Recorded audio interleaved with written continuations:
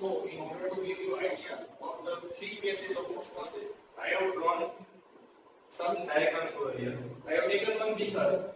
As you can see in this beaker, the water level which I have taken is more than that of cell. Right? In the second case, I have taken a beaker in which the water level is same as that of the cell.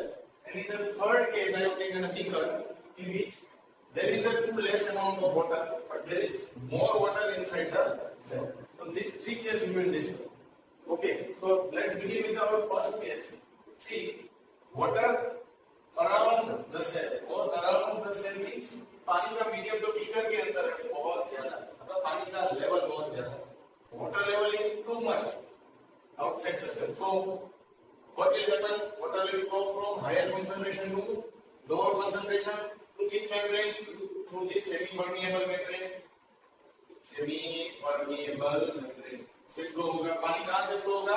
बाहर से. Beaker का जो पानी था बाहर से वो अंदर आएगा सेल के अंदर. Certain water flows inside.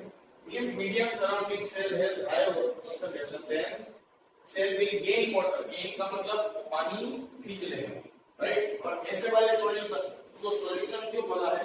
इसमें पानी कितना हुआ इसलिए इसको हम solution बोलते हैं.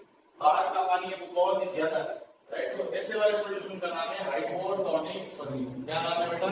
Hypotonic solution. Now let's begin to the second case, that is if medium has same water concentration.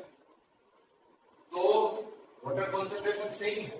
इतना बाहर उतना ही अंदर तो पानी फ्लो होगा? No, because there is no concentration difference. Then how can a water flow?